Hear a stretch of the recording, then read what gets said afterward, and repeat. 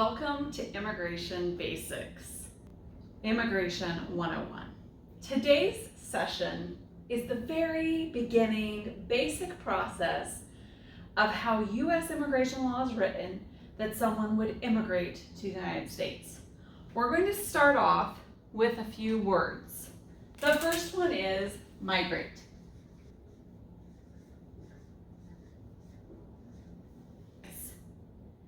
That could be inside of a country. It could be from one country to another country. Then we have the word immigrate. If you look that up in the dictionary, this is what you find. To move from one country to another country with the intent of settling there. So this is when someone actually leaves their country and migrates to another country with the intent of staying in the new country. Immigrate. And finally, just to round it up, even though we won't talk about it much, we have the word emigrate, M with an E, emigrate, which means to leave your country in order to resettle in another country. So you emigrate from one country and you immigrate with an I to another country. Today we're going to talk about immigrating.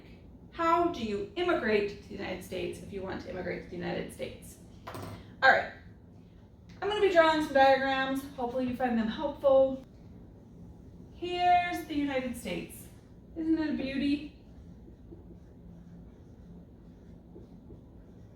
One thing I will point out about the United States, we don't only have the continental United States. We have Alaska, we have Hawaii, of course, but we also have territories like Puerto Rico and Guam and other parts of the United States.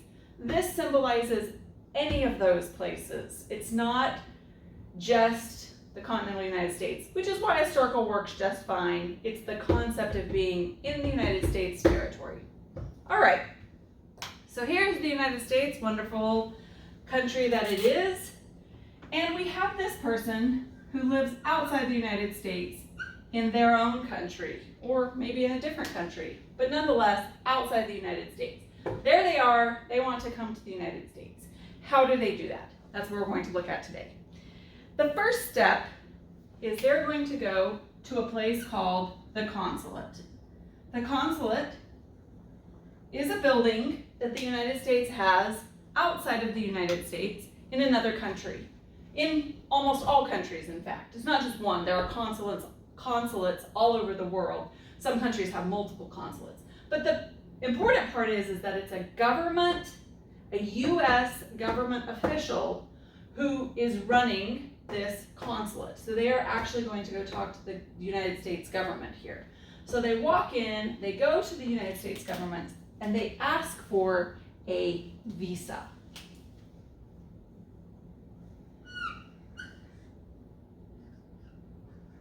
They want to get a visa. If they are able to get a visa, then they carry their visa and they come over here to the United States. And they come to a place called a port of entry. Port of entry.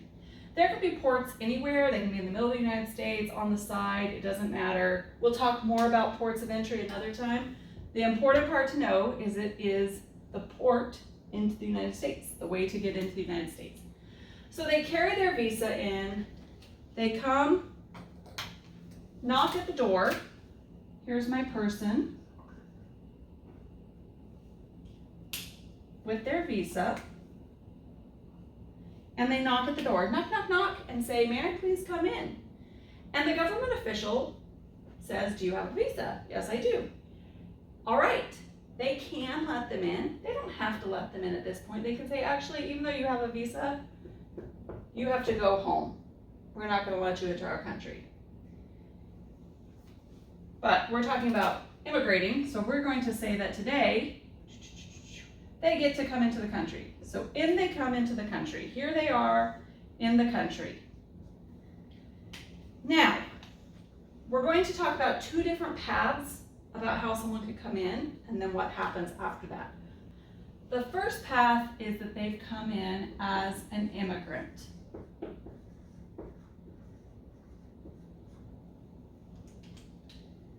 Back when they went to the consulate, they asked for an immigrant visa. They got an immigrant visa, they came to the port of entry with their immigrant visa. The government official let them in as an immigrant, and at that time, they became an LPR. LPR, lawful permanent resident. Just like the word sound, they are allowed to be a resident in the United States lawfully for as long as they want. They can stay here the rest of their lives. If you've ever heard people talk about a green card, this is the same thing. Back in the olden days, their visa to come in at the port of entry was green. And so this term started of getting, did you get your green card? Did you get your green card? Which is easier to say, I guess, than did you get your immigrant visa? So they got their green card, means that they became a lawful permanent resident. LPR. I'm going to use the term LPR most of the time. So remember that term, we'll see it multiple times. They become an LPR, they can stay here for as long as they want. There are some restrictions. They can't leave the country for too long. If they leave for a certain length of time, they will have abandoned their residency. If they commit certain crimes, they could get kicked out. There are a few other things that could happen. But for the most part, they get to stay here as long as they want. And they can stay in LPR forever and ever if they want. But let's say that they don't want. After a while of living here, they love the country, they plan on staying here forever, and they want to be even more integrated. At this point, they can apply, they'll go back to the government, to another government office, and they will apply to naturalize. To naturalize means to become a citizen. They apply to naturalize. If they meet the qualifications, which we'll talk about another day, they then become a U.S. citizen. USC, United States citizen. You got it. And now they can vote in state and national elections in the United States. They can serve on juries. They can leave the country without worrying about abandoning their residency. Their children will be United States citizens, etc., etc. A variety of benefits that they accrue that the LPRs don't have. So this is the path all the way from living in another country, being a citizen of another country, to coming to the United States. So just to review, they go to the consulate, they get an immigrant visa, they come to the port of entry, they are admitted as an immigrant or a lawful permanent resident, and then later, when they decide to, they go and they naturalize and become a U.S. citizen. That's how they come. That's the basics there. But as I mentioned before, we're going to talk about another path. Let's say that when they first came to the United States, they came as a non-immigrant. Well, wait a minute. They're not a U.S. citizen. They came from another country. Doesn't that make them an immigrant? Well, no, it doesn't. Remember, we talked back at the very beginning, to immigrate means to come to settle somewhere else. So a non-immigrant is someone who's coming to the United States not to settle here, but just temporarily. Why might someone come temporarily to the United States? Probably the same reason you've gone to other countries. Maybe they're coming to the United States to be a tourist or to visit family. Maybe they're coming for a business presentation or to work for a couple of years. Maybe they're coming to be a missionary, or they're coming to teach a class at a university. Whatever the reason is, they're coming temporarily to the United States. They are not an immigrant. They are just here in the United States to do something, and then they will leave. So if we go back in this process, When they apply for a visa, they are applying for some kind of non-immigrant visa. And they do have to specify which kind of non-immigrant visa. We'll talk more about all of those later. But they apply for a non-immigrant visa. They come to the port of entry with a non-immigrant visa, and they are admitted to the United States as a non-immigrant for a specific purpose and a specific time that they are allowed to be here. Okay, so they could potentially just leave. I'm done studying, I'm done visiting my daughter, whatever it is, I came and saw the Grand Canyon, whatever they came for, they're done, and they leave out of the country. Doop, doop, doop. Or, let's say that while they're in the country, something happens and they want to stay here. A couple of common things where that might happen is, let's say, I'm just going to use one example out of thousands of examples that we could have. I'm going to use one. They come to study, and while they're studying at one of our amazing universities, they fall in love and get married to a United States citizen. Well, now they don't want to go home anymore. They want to stay here and live in the United States with their spouse. So they want to stay. They don't want to leave when their visa says they need to leave. Or maybe they get a great job with some company in the United States, and that company is like, please stay here and work for us. So again, now they want to stay in the United States instead of going home. If a non-immigrant decides, I'd like to stay, then they are going to go, and let's make this a different color. They're going to go to the government again, and they are going to ask to adjust their status. Adjustment of status. They're going to adjust from being a non-immigrant to being, you got it, an immigrant. So if they adjust their status, now they become, I'm actually just going to go ahead and put LPR. They become an LPR if they are granted this opportunity to adjust their status. They become an LPR exactly the same as the other LPR. They can reside in the United States lawfully for as long as they want, don't have all the rights of a citizen, but they're able to live here and have many rights.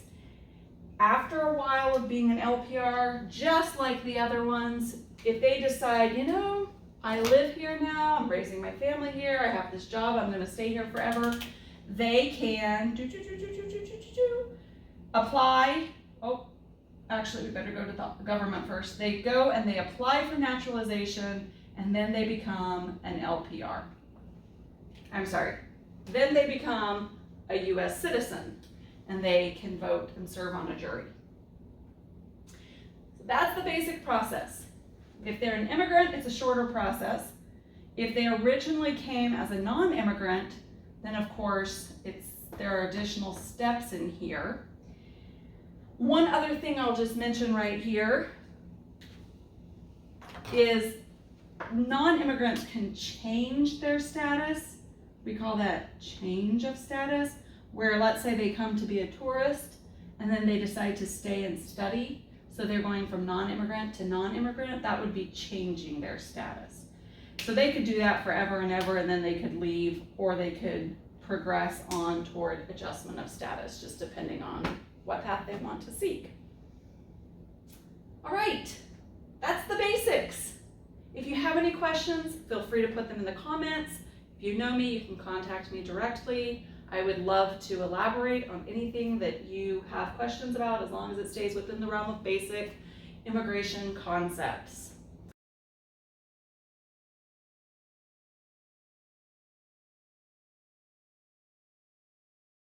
Person right here. This person who is not yet a U.S. citizen.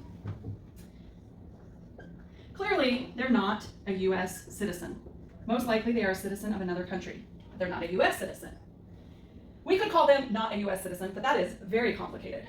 What's less complicated to say is non-citizen. You can see right here, that's pretty self-explanatory. It looks like the above. They're not a citizen of the United States. They're a non-citizen.